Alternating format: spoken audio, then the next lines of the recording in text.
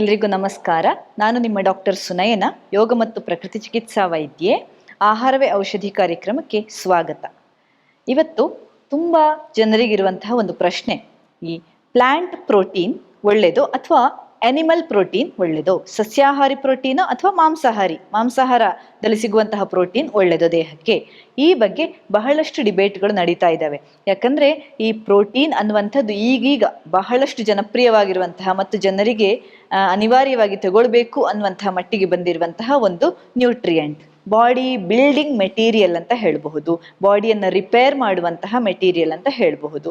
ಈ ಪ್ರೋಟೀನ್ ಅನ್ನುವಂಥದ್ದು ನಮ್ಮ ದೇಹದಲ್ಲಿ ಬಹಳಷ್ಟು, ಬರೀ ಬಾಡಿ ಮೆಟೀರಿಯಲ್ ಅಂದರೆ ಬಿಲ್ಡಿಂಗ್ ಮೆಟೀರಿಯಲ್, ರಿಪೇರಿಂಗ್ ಮೆಟೀರಿಯಲ್ ಮಾತ್ರ ಅಲ್ಲ, ಮಸಲ್ ಗ್ರೋತ್ಗೆ ಮಾತ್ರ ಅಲ್ಲ, ಬೇರೆ ಅನೇಕ ರೀತಿಯ ಕೆಲಸಗಳು ಕೂಡ ಈ ಪ್ರೋಟೀನ್ ಇಂದ ಆಗ್ತವೆ. ಹಾಗಾಗಿ ಪ್ರೋಟೀನ್ ಅನ್ನುವಂಥದ್ದು ನಮ್ಮ ದೇಹಕ್ಕೆ ಬಹಳಷ್ಟು ಮುಖ್ಯವಾದಂತಹ ಒಂದು ನ್ಯೂಟ್ರಿಯೆಂಟ್. ಹಾಗಾಗಿ ಈ ಪ್ರೋಟೀನ್ ಅನ್ನುವಂಥದ್ದನ್ನು ನಾವು ಯಾವ ರೀತಿಯಲ್ಲಿ ತಗೊಂಡ್ರೆ ಒಳ್ಳೆಯದು?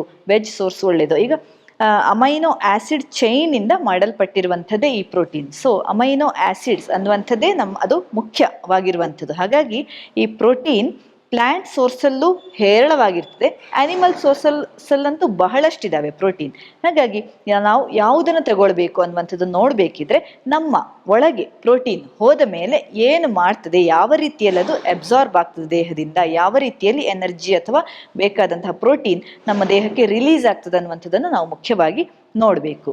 ಒಮ್ಮೆ ನೀವು ಪ್ರೋಟೀನನ್ನು ಆಹಾರದಲ್ಲಿ ತಗೊಂಡ್ರೆ ಅದು ಒಳಗೆ ಹೊಟ್ಟೆಗೆ ಹೋದ ಮೇಲೆ ಅಲ್ಲಿ ಏನಾಗ್ತದೆ, ಈ ಎನ್ಸೈಮ್ಗಳು ಈ ಪ್ರೋಟೀನನ್ನು ಅನ್ಲಾಕ್ ಮಾಡಿ, ಓಪನ್ ಮಾಡಿ ಅದನ್ನು ಕಟ್ ಮಾಡಲಿಕ್ಕೆ ಸ್ಟಾರ್ಟ್ ಮಾಡ್ತದೆ. ಅಮೈನೋ ಆಸಿಡ್ ಚೈನನ್ನು ಸಣ್ಣದಾಗಿ ಕಟ್ ಮಾಡಲಿಕ್ಕೆ ಸ್ಟಾರ್ಟ್ ಮಾಡ್ತವೆ. ಕಟ್ ಮಾಡಿ ಅದು ದೇಹದಲ್ಲಿ ಸಣ್ಣ ಮೈಕ್ರೋ ಕ್ಯಾಪಿಲರಿಗಳಲ್ಲಿ ಅದು ರಕ್ತಕ್ಕೆ ಸೇರುವಂಥದ್ದು.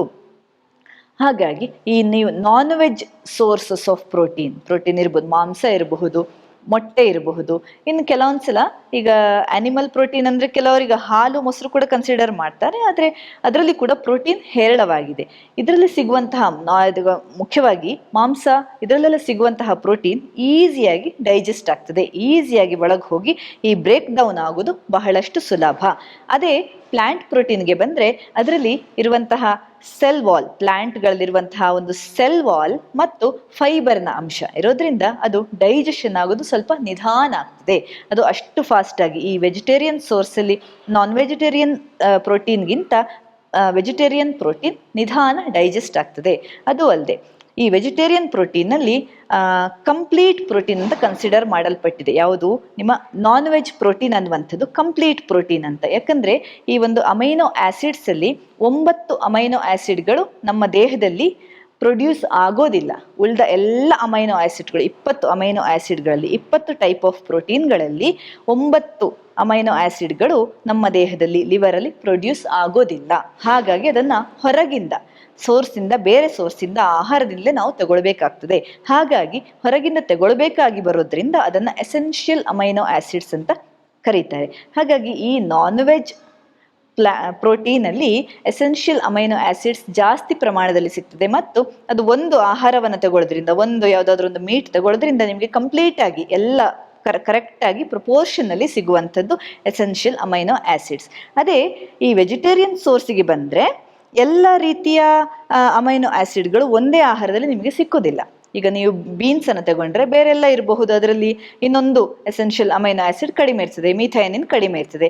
ಅಕ್ಕಿಯಲ್ಲಿ ನೋಡಿದರೆ ಬೇರೆ ಪ್ರೋಟೀನ್ಸ್ ಇರಬಹುದು, ಆದರೆ ಅದರಲ್ಲಿ ಲೈಸಿನ್ ಅನ್ನುವಂತಹ ಪ್ರೋಟೀನ್ ಕಡಿಮೆ ಇರ್ತದೆ. ಹಾಗಾಗಿ ಎಲ್ಲ ಕೂಡ ಈಕ್ವಲ್ ಆಗಿರೋದ್ರಿಲ್ಲ.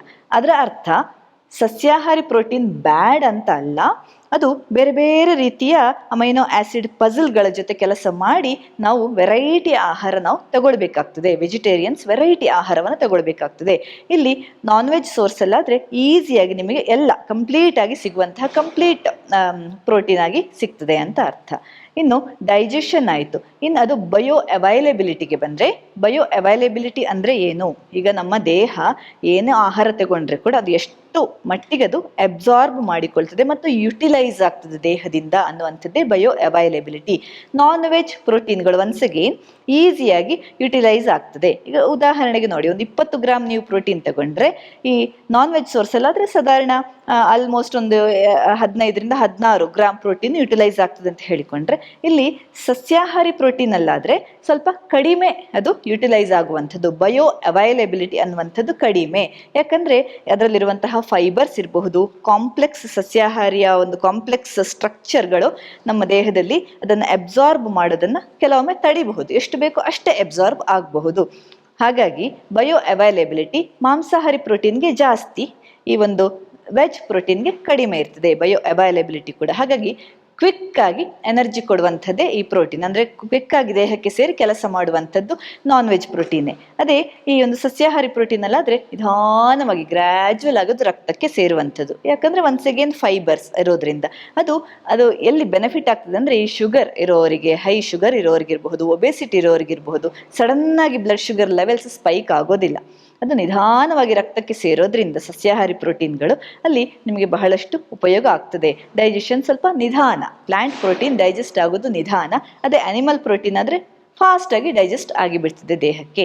ಇದು ಇನ್ನೊಂದು ಪ್ರಾಪರ್ಟಿ. ಇನ್ನು ಈ ಲಾರ್ಜರ್ ಅಮೈನೋ ಆಸಿಡ್, ಹೆಚ್ಚಿನ ಅಮೈನೋ ಆಸಿಡ್ಗಳು ದೇಹದಲ್ಲಿ ಮಸಲ್ ಗ್ರೋತ್ಗೆ ಯೂಸ್ ಆಗ್ತದೆ. ಎಲ್ಲಿ ಅಂದ್ರೆ ಈ ಒಂದು ಮಾಂಸಾಹಾರಿ ಪ್ರೋಟೀನ್ಗಳಲ್ಲಿ.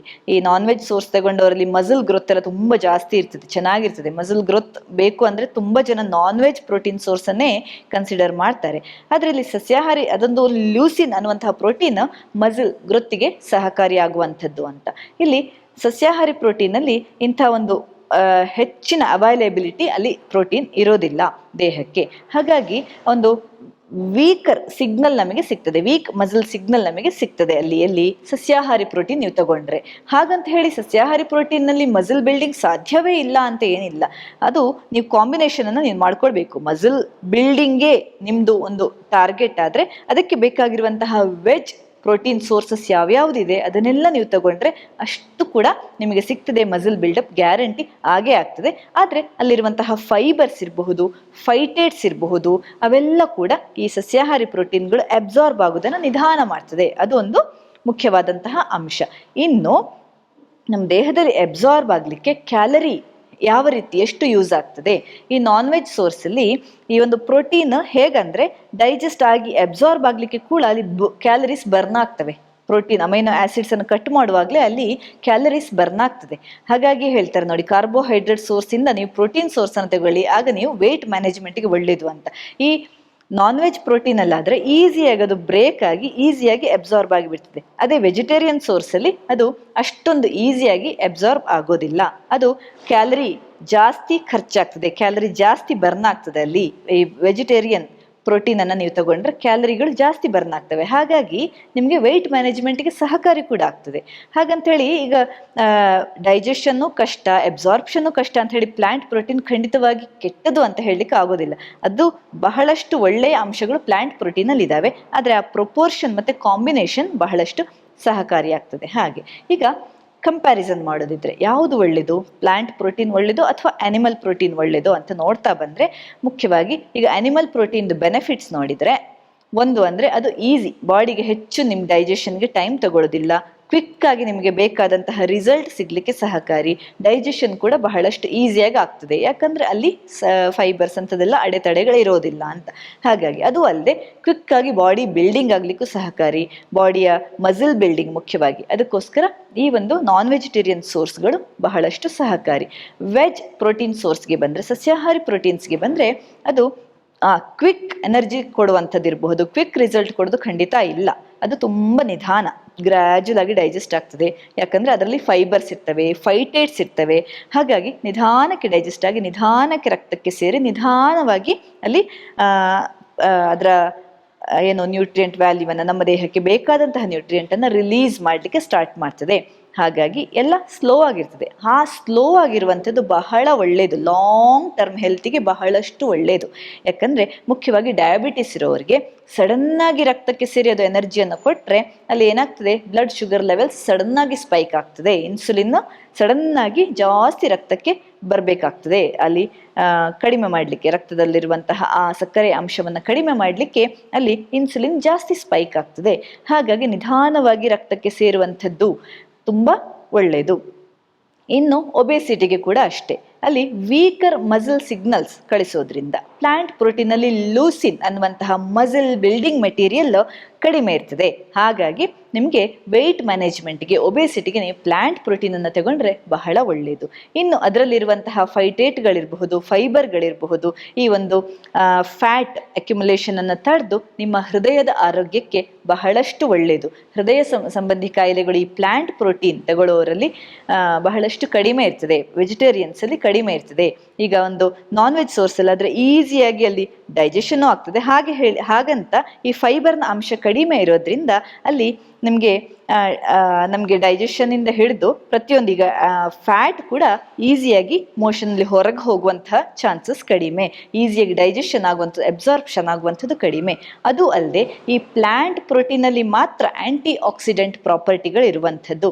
ಆ್ಯಂಟಿ ಆಕ್ಸಿಡೆಂಟ್ಸ್ ಅಂದರೆ ನಮ್ಮ ಜೀವಕೋಶದಲ್ಲಿರುವಂತಹ ಈ ಆಕ್ಸಿಡೆಂಟ್ಸ್ ಅಥವಾ ಮಾರ್ಬಿಡಿಟಿ ಏನಿದೆ, ಮೆಟಬಾಲಿಕ್ ಎಂಡ್ ಪ್ರಾಡಕ್ಟ್ಸ್ ಮಾರ್ಬಿಡಿಟಿ, ಅದನ್ನು ಸ್ವಚ್ಛ ಮಾಡುವಂಥವೇ ಆ್ಯಂಟಿ ಆಕ್ಸಿಡೆಂಟ್ಸ್.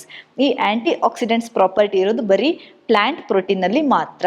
ಈ ಆಂಟಿ ಆಕ್ಸಿಡೆಂಟ್ಸ್ ಇರೋದ್ರಿಂದ ನಿಮ್ಮ ದೇಹ ಇನ್ನಷ್ಟು ಯೌವನದಿಂದ ಕಾಣಲಿಕ್ಕಿರಬಹುದು, ಲವಲವಿಕೆಯಿಂದ ಲೈವ್ಲಿಯಾಗಿ ಕಾಣಲಿಕ್ಕಿರಬಹುದು. ಈ ಪ್ಲಾಂಟ್ ಪ್ರೋಟೀನ್ಗಳು ಮತ್ತು ಆ್ಯಂಟಿ ಆಕ್ಸಿಡೆಂಟ್ಗಳು ಬಹಳಷ್ಟು ಸಹಕರಿಸಿ ಅಲ್ಲಿ ಲಾರ್ ಲೆವೆಲಿಂದಲೇ ಅಲ್ಲಿ ಸ್ವಚ್ಛ ಮಾಡಲಿಕ್ಕೆ ಪ್ಲಾಂಟ್ ಪ್ರೋಟೀನ್ಗಳಿಗೆ ಮಾತ್ರ ಸಾಧ್ಯ. ಹಾಗಾಗಿ ನೀವು ಯಾವುದಕ್ಕೆ ಹೆಚ್ಚು ಪ್ರಿಫರೆನ್ಸ್ ಕೊಡ್ತೀರಿ ಅಂತ ಅಂದರೆ ಮುಖ್ಯವಾಗಿ ಲಾಂಗ್ ಟರ್ಮ್ ಹೆಲ್ತ್ಗೋಸ್ಕರ ನೀವು ಪ್ಲಾಂಟ್ ಪ್ರೋಟೀನ್ ಅನ್ನು ತಗೊಳ್ಳೋದು ಬಹಳಷ್ಟು ಮುಖ್ಯ ಆಗ್ತದೆ. ಅದು ನಿಮ್ಮ ಹೃದಯಕ್ಕೂ ಫ್ರೆಂಡ್ಲಿ ಆಗಿರ್ತದೆ, ನಿಮ್ಮ ಲಿವರ್ಗೆ, ಕಿಡ್ನಿಗೆ, ಪ್ರತಿಯೊಂದು ದೇಹದ ಪ್ರತಿಯೊಂದು, ಅದು ಡೈಜೆಷನ್ ಸ್ಲೋ ಇದ್ದರೆ ಕೂಡ, ಗ್ರ್ಯಾಜುವಲ್ ಇದ್ದರೆ ಕೂಡ ಅದು ಅದರಲ್ಲಿರುವಂತಹ ಆ ಒಂದು ನ್ಯೂಟ್ರಿಯೆಂಟ್ ವ್ಯಾಲ್ಯೂ ಏನಿದೆ ಅದು ಬಹಳಷ್ಟು ನಿಮ್ಮ ಆರೋಗ್ಯಕ್ಕೆ ಪೂರಕವಾಗಿರ್ತದೆ, ಆರೋಗ್ಯಕ್ಕೆ ಫ್ರೆಂಡ್ಲಿ ಆಗಿರ್ತದೆ ಅಂತ ಹೇಳ್ತೇನೆ. ಇನ್ನು ಮುಂದಿನ ಸಂಚಿಕೆಯಲ್ಲಿ ಬಹಳಷ್ಟು ಆಸಕ್ತಿಕರ ಮಾಹಿತಿಗಳೊಂದಿಗೆ ಸಿಗ್ತೇನೆ. ಧನ್ಯವಾದ.